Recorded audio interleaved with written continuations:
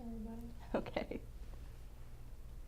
Welcome to Monday, September 20th edition of Her Politics. My name is Jennifer Wright, and we have our usual hosts today. Shauna Bullock's here. Sophia Johnson. And today we have a special guest, Clint Bullock. Nice to be with you. He's going to be talking today a bit about the healthcare things that are going on in Arizona and across the country. But the particular issues, I think, Clint, that we were hoping you'd speak about today is the Goldwater Institute's lawsuit, for one, as well the Prop 106. Yes. And which is really foremost on my mind in regards to that. And so everyone knows I will be playing devil's advocate today and championing the opponents to Prop 106. So we'll see how good of an actress I am.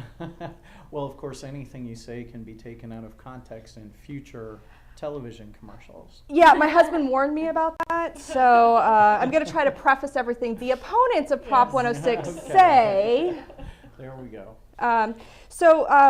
First of all, can you tell me about the lawsuit that the Goldwater Institute filed, and how that's different than the other lawsuits that are currently pending in federal court? Well, Jen, as you know, I love to sue bureaucrats, and I've never enjoyed suing bureaucrats as much as the Big Four.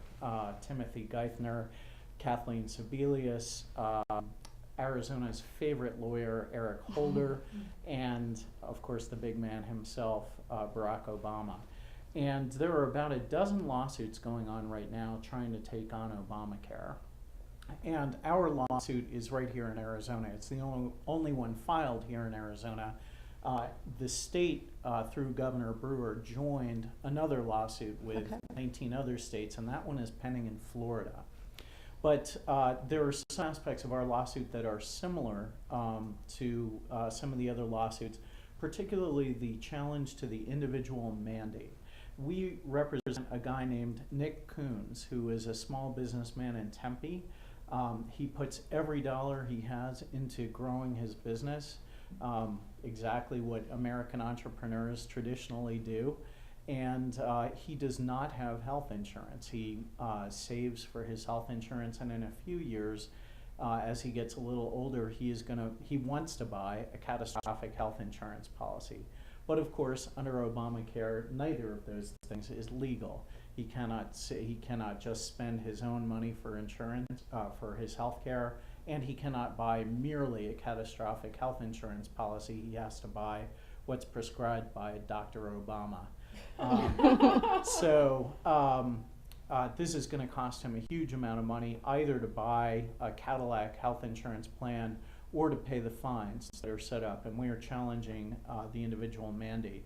Two other aspects of it are unique to our lawsuit. One is that on behalf of 20 members of the Arizona legislature, we are challenging what's called a maintenance of effort, and I hate having to use the horrible jargon from Obamacare, but basically what that says is that whatever your Medicaid benefits were when on the day the bill was passed, they cannot go below that rate.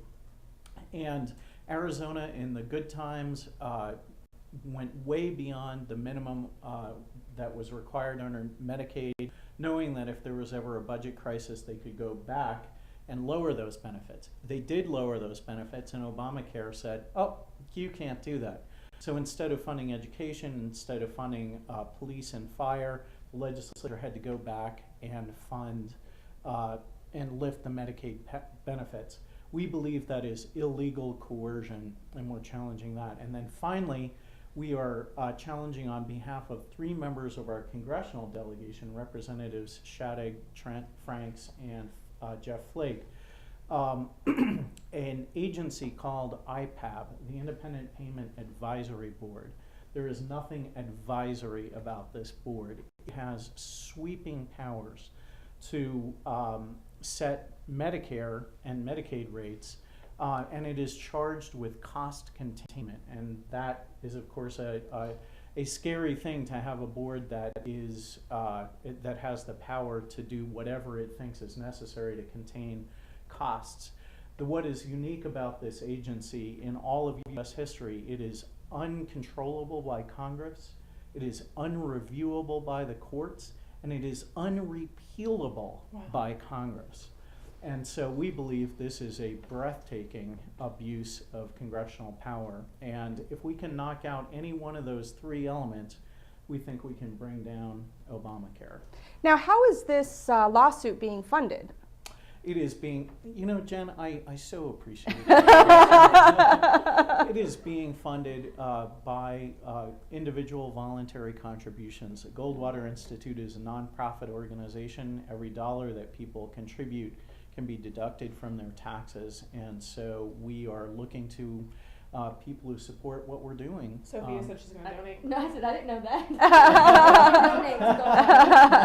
that. Yes, so that's how we're funding this, and we plan to win. Well, but a lot of nonprofits take money from the government. So what kind of funding do you have from the government? Well, as our board chairman Tom Patterson says, we accept no government money. Not that any has ever been offered, but we don't believe that the taxpayer should be funding our efforts involuntarily, and so they can do so, and fortunately a number of them do so through their tax-deductible contributions, and I think this is a great investment. Has anything happened to the lawsuit since you guys have filed it? No, we are waiting for the administration's response, and then we plan to file a motion for preliminary injunction. The lawsuit that is furthest ahead is the Virginia lawsuit, which was filed by the Commonwealth of Virginia. The Obama administration filed a motion to dismiss the lawsuit, and Judge Henry Hudson was the first to issue a decision on Obamacare, and he declined to dismiss the lawsuit. And he was particularly concerned that he felt that this was the biggest expansion of the use of Congress's Commerce Clause power, that is the power to regulate interstate commerce, in all of history. And he basically said this is the first time that power has been invoked to regulate people who were in a state of repose. In other words, people who are doing nothing. That is not interstate commerce. That's not what Congress was intended to be able to do. But he has talked down, so he has gotten rid of all the legalese. Sophia. I try to get rid of legalese. You might want to ask him what the preliminary injunction is all about. There you go. Well, we're going to try to stop it dead in its tracks. That's what an injunction is. An injunction against Obamacare from being Implemented. Yes. implemented. Fortunately, one of the mistakes that the Democrats made, that Obama made, was they delayed the implementation of a lot of the program. Now, they did it for a very good reason. They didn't want the taxes to skyrocket. They're trying to pull a charade that this is actually going to save money. But they delayed implementation, for example, of the individual mandate and a number of other provisions until 2014 and beyond. And as a result of that, we can go after this bill and stop it before any harm is done. That's the plan anyway, and thank you, sweetie, for doing that. So I kind of have a question here. Earlier when you talked about the guy who wanted to get insurance and buy his own policy. Nick Coons? Yes. And you said he can't because it's illegal. It's illegal right now, currently? It will be in 2014. Okay, if Obamacare passes. Isn't that convenient after the election? That's right, actually. That's another cynical reason why the administration delayed this. Right. They want to get reelected, and then the pain starts. But that's right. In 2014, it will be illegal for Americans to buy anything less than the prescribed health insurance that the federal government tells you. So, But that's unconstitutional. well, that's hope so. we hope a judge will agree with that. This is the first time in history that Congress has compelled Americans to buy a private product, and not only a private product, but a specific private product. If you don't need mental health insurance, sorry, you got to buy it. If you don't need insurance for drug addiction, sorry, you have to be covered for that. Then I'm going to use him. Oh, back to that marijuana stuff. I think I missed that other conversation. We'll make it legal, I'll get on it, and then since I'm forced to buy the drug, I'll use the insurance, right? The To help taxpayers will cover your, Oh my goodness. your Once the habit. FDA comes in and approves, I assume. Right, yeah. So the proponents of Obamacare are going to say that we're already as taxpayers paying for people like Mr. Coons who are uninsured. In fact, that while he's uninsured right now, we're not buying. He wants to get on a catastrophic plan. What happens when he cuts his finger and has to go to the emergency room and it's not catastrophic? Who's paying for that? Right now, Nick Coons is paying for that. And unfortunately, it will be against the law for him to do that. He has made the calculated risk that the amount of money that he saves will cover his medical expenses, and he should be allowed to do that. Now, Yeah. I believe that if you're in a horrible car accident and you don't have insurance, that we should cover that? No. Absolutely I not. think you have to rely on other people's charity, and there are a lot of charity hospitals that take up people like that. Unfortunately, one of the reasons for pushing for this individual mandate is that we have gotten away from holding people accountable for their actions. And I don't think that is a reason to penalize the vast majority of Americans who have made effective provisions for their own insurance. Small business owners are going to be hurt. That's absolutely right. Hugely. Now, the lawsuit is one way to kind of stop the implementation of the healthcare reform. Again, I'm trying to play the liberal, so the healthcare reform bill, I'll call it by what they say. What is this Prop 106? Why do we need this? What is its provisions and Well, Arizonans have never been so lucky to be Arizonans. We have so many great propositions on the ballot this year to protect our freedom. And one of them is the Healthcare Freedom Act, which, as you say, is Proposition 106. And this proposition would amend our state constitution to do two things, and two things only. It would forbid the government, any government, from compelling individuals or employers to purchase insurance, or and it would prohibit government from penalizing you or coercing you into doing that. The second thing that it guarantees is your right as an individual to purchase lawful medical services outside of whatever plan that you may be a part of. This is very important because in a lot of countries that have socialized medicine, you can only get services through the government healthcare system, and it's illegal to go outside of that system. So that's why you have, for example, a lot of Canadians coming to the United States for their healthcare. And you have a lot of Canadian bureaucrats who are coming down to the United States to get their health care. We found out last summer during the protests. Yeah, they know what they have to do to Right. get prompt medical services. John Stossel did a wonderful special on this and showed that there is one type of medicine for which there is absolutely no wait whatsoever. It's high quality. You can immediately get service, and that is if you are an animal. Just be happy. Veterinary clinics are not covered by the government mandate in Canada. Well, the opponents of Prop 106 say that by implementing Prop 106, that those who want to participate in a federal healthcare system would be prohibited from doing so. That is absolutely false, Jen. I know you're probably surprised to hear that the opponents of Prop 106 are saying things that are not true. But this does not forbid anybody from doing anything. If you want to sign up for Obamacare, if you want to get into the federal insurance exchange, anything you want to do, you can do. All this does is to tell government that there are certain things they cannot force people to do. So this does not nullify Obamacare. It simply protects certain rights that we had before Obamacare and that hopefully we will continue to have, at least here in Arizona. Well, tell us about other states. What are other states doing? Well, this is an idea that started here in Arizona. Dr. Eric Novak, a phenomenal orthopedist who repaired my shredded rotator cuff. And fix Kaylee's broken arm. And fixed our little girl's broken arm. Came up with this idea. The Goldwater Institute put flesh on the bones, and it has swept the country. Over 30 states introduced this as legislation.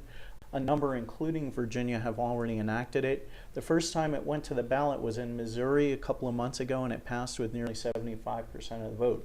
it will be on the November ballot here in Arizona.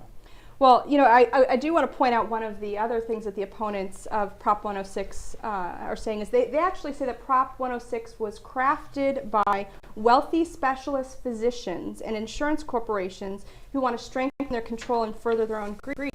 Doesn't sound like what you just said. No, I hope that Eric is fabulously wealthy. I don't know him to be, but this is one of these great examples of an idea that a single individual had.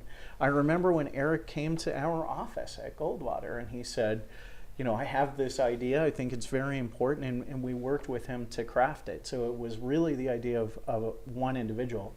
As for the insurance companies, it is very interesting to see which side they come down on this issue. By and large, they are opposed to it.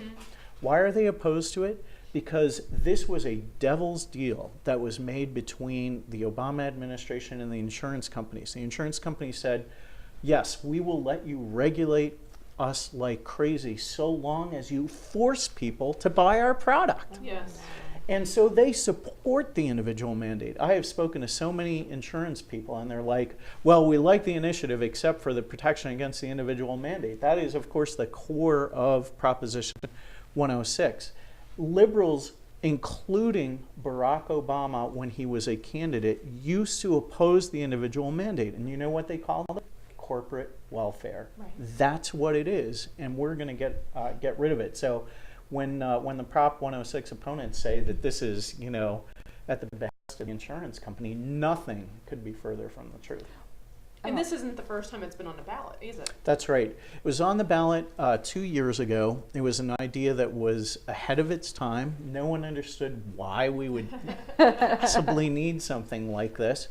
And Governor Janet Napolitano, got to give her credit, she understood what this was all about, and she understood how important it was, and she put the squeeze on all sorts of businesses to campaign against it, to contribute against it. It was funded, the opposition was funded overwhelmingly better than the proponents, and it still lost by less than 0.5%. Now people understand why we need it, they understand what it is, and I suspect it will pass. And even this time around, there are a lot of groups that are staying neutral on this issue. This time around, groups that were pressured by Napolitano into supporting it are staying neutral this time. And I think the reason is they recognize it's good public policy, but at the same time, they don't want to cross their insurance industry allies on this issue. And so I understand neutrality is totally fine. Hopefully they'll all go and vote yes in the secrecy of the voting booth. Well, it looks like the average citizen would be taxed or fined, and if you don't pay that, then it looks like the IRS will become the collection agency. Yes. Health insurance Yes. agency. And you know, and because of Obamacare, there's 16,000 new IRS agents that That's are going right. to be created. Created We've jobs. gotta Created stop jobs. That's Border right. all around the state of Arizona, so they can't get to us. that's With right. them. That's right. There, Just you to know, have them no standing one there. can accuse Obama of not creating jobs. As Shauna says, 16,500 new IRS agents To solely. collect money from you. Exactly. Right. Some of the opponents are also saying that that Prop 106 is actually going to destroy protections such as OSHA, that companies will now no longer be required to require their employees to wear hard hats or use any regulation that might be healthcare oriented, that they said that the bill is poorly worded in that all of a sudden now manufacturing facilities won't be able to have protections, and that parents won't be required to immunize their children before going to school, that would completely alter that. What are your... Well, my thought is that many of the opponents of Prop 106 have gotten a head start on medicinal marijuana. Yay. You cannot, you cannot read this initiative and see any of this in there. Now, as for the wording, the last time around, Access, which is our Medicaid program, and a bunch of other bureaucrats got all exercised about the language, and this time we sat down with a number of our opponents. We did not persuade them, but we worked out the language because we said we have two objectives. We don't want any unintended consequences whatsoever. This language is solid. It has no unintended consequences. For example, there is an exception. Any program that was in existence prior to this measure being adopted will not be affected, or actually prior to it being drafted, will not be affected at all. But immunization and things like that, this is about individual control over healthcare decisions. It is not about and cannot be construed to limit them in any way. The other interesting opposition is that they say that it's going to restrict state oversight of insurance. Absolutely not. In fact, this helps preserve that, because traditionally regulation of health insurance has been a state concern, not a federal concern. And the initiative does nothing to that, although it maintains the state versus federal balance on the issue by creating a constitutional amendment that protects our people's rights. The lawsuit, a huge feature of that is about protecting the state against the federal government.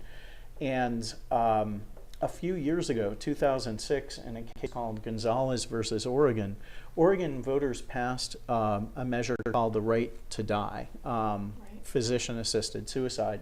And the Bush administration did not like that law. Of course not. And they filed a lawsuit challenging that law. And the United States Supreme Court, by a vote of 6-3, upheld that law, and it said that if it had not upheld that law, it would mark a radical shift, and those are the court's words, a radical shift of power over health care from the states to the federal government. Guess what? This one's slightly bigger. Slightly. And I think that we will find at the end of the day that the court is going to preserve Arizona's autonomy. Now, does Prop 106 allow consumers to buy medical insurance across state lines? No. Okay. And that's something I would love to see happen. A lot of people don't realize, in fact, I didn't realize until a couple of years ago, that a federal law, ordinarily you've got to have free trade among the states in everything. And that was one of the reasons for our Constitution. But Congress many years ago passed a law that allows states to forbid interstate commerce in health insurance specifically. So And why is this? Yeah, I was gonna say, Yeah. why? basically protect the health insurance companies in those individual states. So you can go on the internet right now and buy life insurance, and it is so cheap. It is unbelievable when you consider how much you're insuring your life for and how little it costs on a monthly basis. Try doing that with health insurance. Cannot do it. So Jennifer, I think even though this proposition does not do that, and I think the reason really is because it should be a national policy rather than a state policy, even though I would be in favor of Arizona just doing it on its own, even though it would hurt Arizona insurance companies. No company should have a sheltered market. Rates would come down dramatically if you allowed competition across state borders. Okay. So Well, I'm looking at who is behind the other side, Prop 106, the Arizona Education Association. Why would they be involved? You know, sometimes you get a chorus of left-wing groups and they just support each other because then when it's their turn, the other groups come along. Teachers are the last people who should be opposed to Prop 106 because we've already seen that the state has sent out notices to public employees telling them that their health insurance premiums are going up 37%. Wow. Come January, right? Yes, that is because of Obamacare. And why individual teachers would be opposed to not being forced into a system against their will and having their options limited is beyond me. This is going to, Obamacare is going to and is raising premiums for teachers just as much as for any other group. So They didn't get a loophole, huh?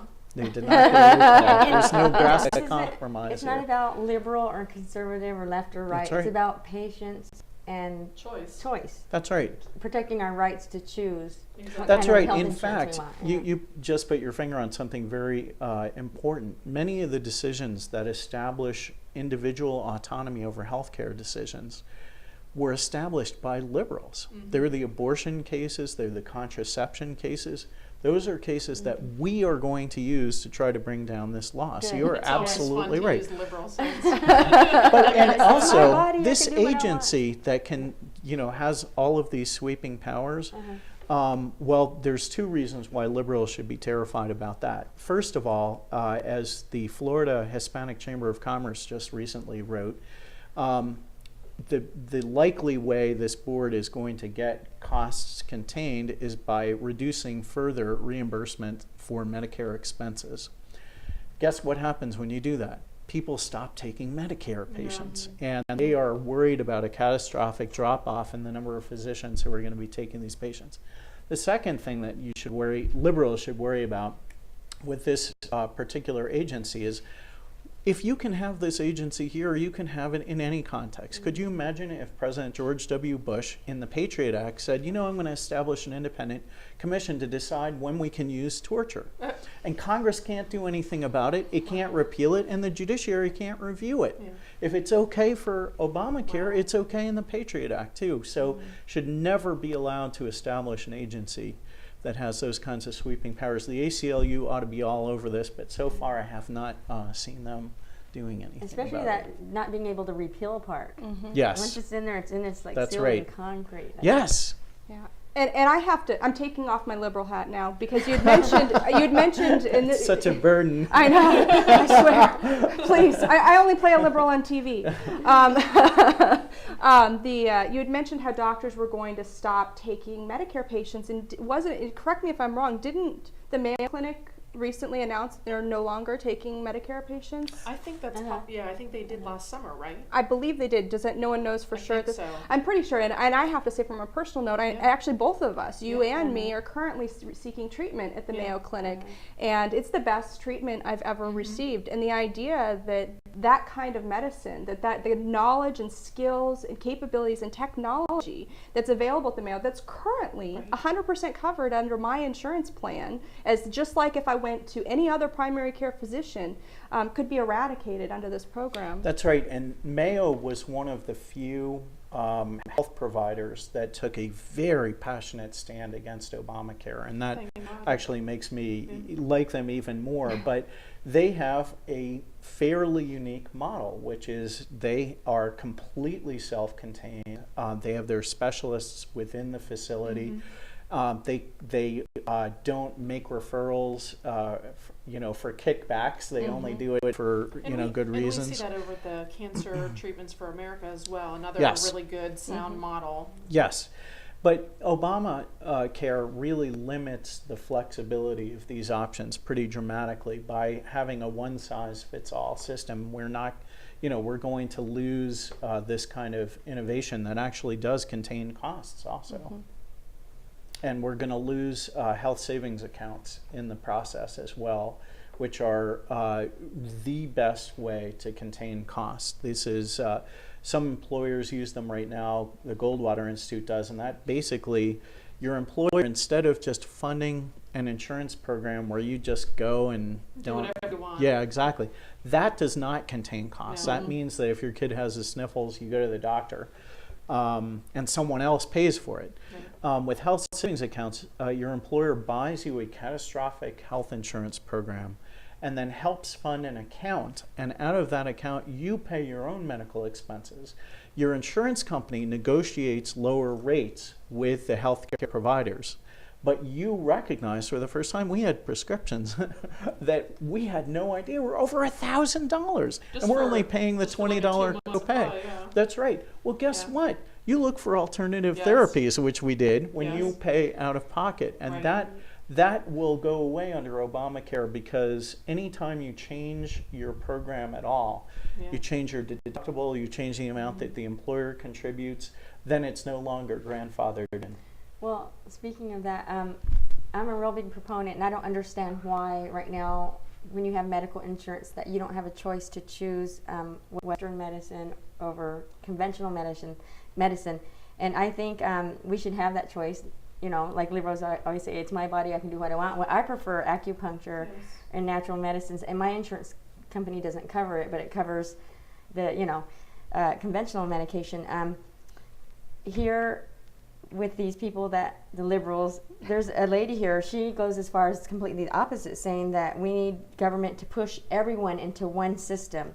This will force all the snake oil remedies such as chiropractic, naturopathic I use a lot care, of those. I know, and homeopathic care out so that the huge amount of money will no longer be wasted. That money's not Yeah, wasted. yeah, on these census Prevention practices. is way better Thank than you. going to the Uh-huh. doctor and As sticking well some as the sort of use of drug. vitamins. So she, this person wants to get rid of the medicines and chiropractic, and Yeah. those are the things I wish our normal insurance company Yes. would cover, because I prefer it. Instead Yeah, of, it's health care, not sick more care. healthy. Not Yeah, sick care. and to get rid of vitamins? Are you Yeah. serious? Yeah. I mean, Yeah. there's been Prevention. proven benefits I don't of various take different. vitamins. Well, I don't Yeah, take them. On, sure. I don't take them on a regular basis either. But there are a lot of people who have Yeah. found certain vitamins to be vital, and I know even when at the Mayo, they were checking certain vitamin levels in my blood to Yes. make sure I wasn't vitamin K deficient. I wasn't B12 deficient to see if that was some of the problems. And if I had been, they would have given me those vitamins. yeah. Well, So. I think part of what's going on in Obamacare, and the insurance companies we already talked about, but a number of special interests saw an opportunity to really use the law to kill their competitors. And that's what's happening with alternative medicine. It's happening with paraprofessionals. I mean, for a simple, a simple flu shot or something like that, or to get new contact lenses, a replacement, you shouldn't have to go to a doctor and spend a lot of Right, money. right. And Obamacare is going to make a lot of that illegal. It's going to drive a lot of people out of business.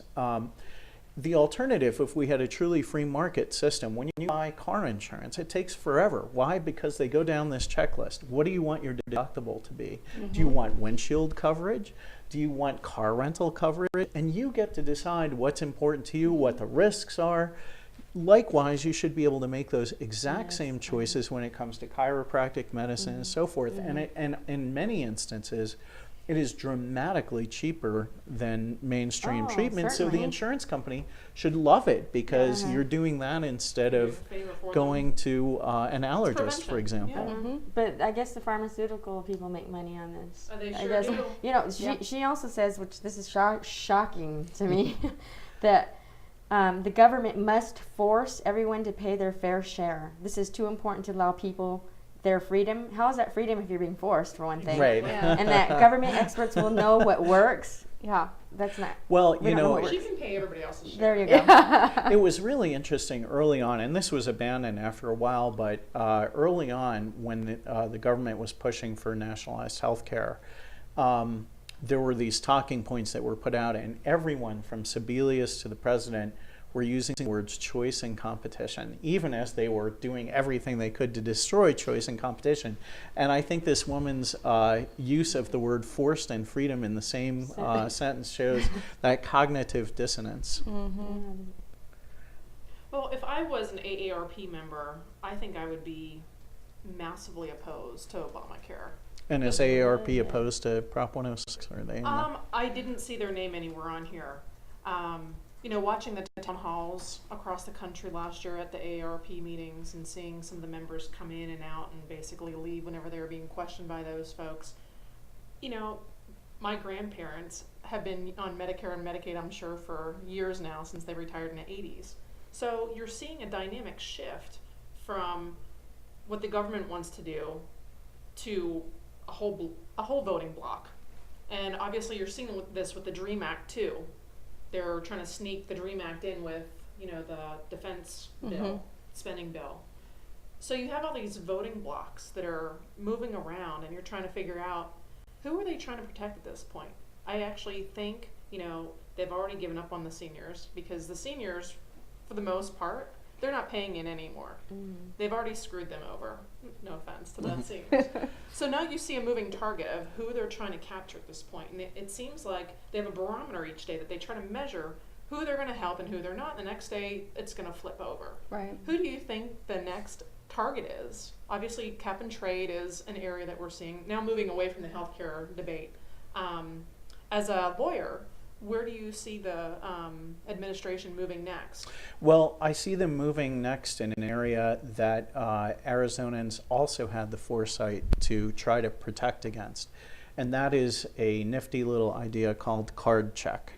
This is the liberal unions. Well, I guess that's a redundancy. Huh? This is the unions' demand for payback from the Obama administration, and it would change the way unions are created.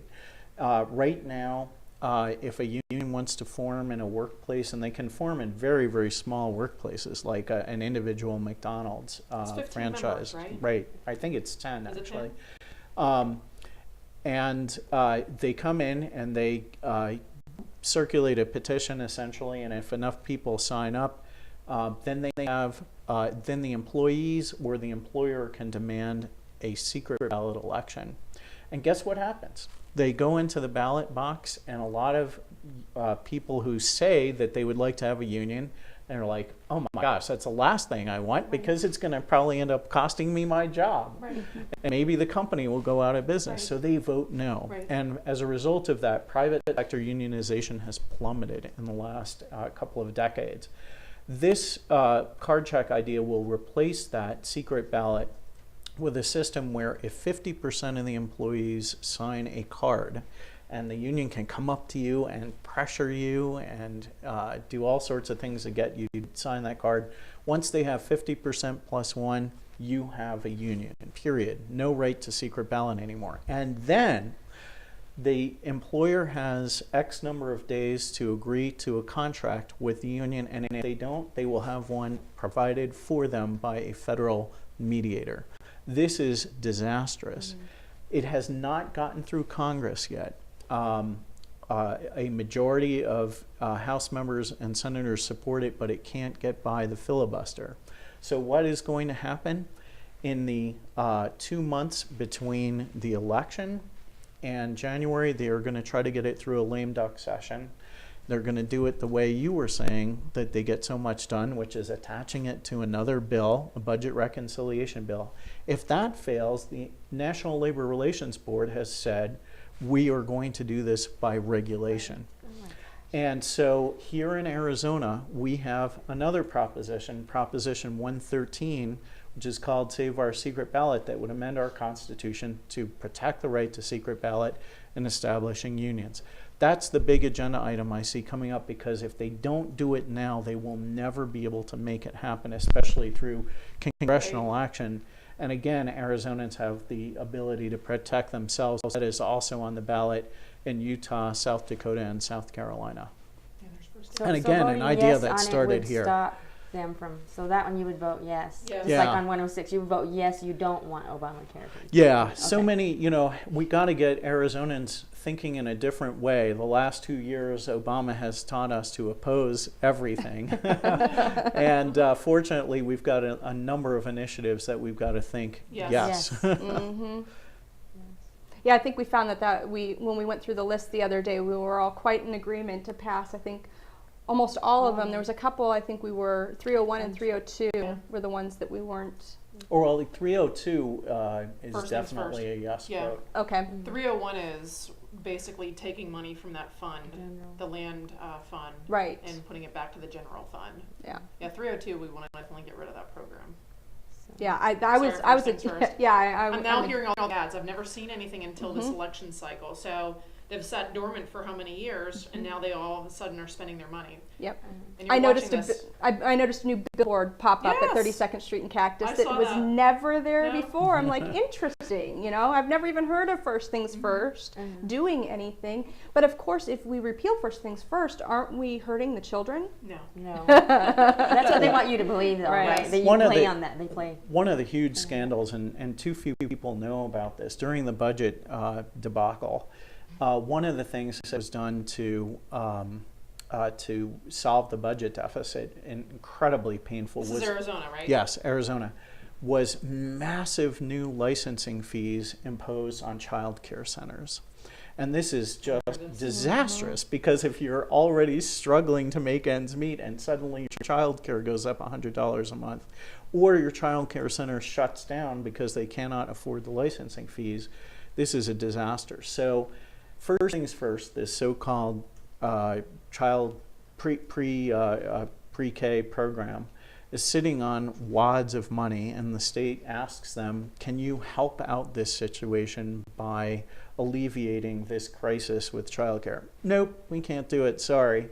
This would have been one of the most important things they could have done to help kids at that pre-K level. Hardworking They families. refused to do it. They sat on their cash. And this is a program that has served no function, no legitimate function whatsoever. It is a key to solving our budget deficit.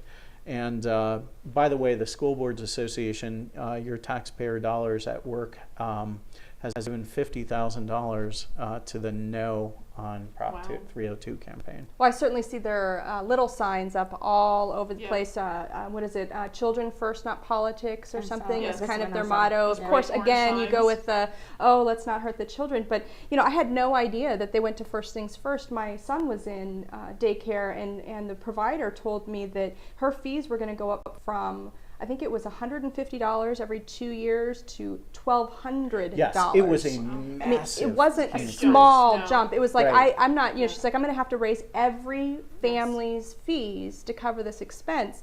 And yes, she felt that 150 was probably lower than what was fair, but to go from 150 to $1,200, and she was one of the smaller providers. Right. And the way it worked is the bigger you were of a provider, the less, so the Per kid. YMCAs of the world didn't have that big of a jump. I mean, the percentage increase, so they protected the big daycare providers, and small ones like hers had the brunt of the pain of that increase in fee. And I didn't know they went to First Things First and could have kept parents who had their children in daycare all across the state from getting the fees raised on them. And I'm sure a lot of parents in this economy chose to take their children out of daycare because of the raise in fees, Yes.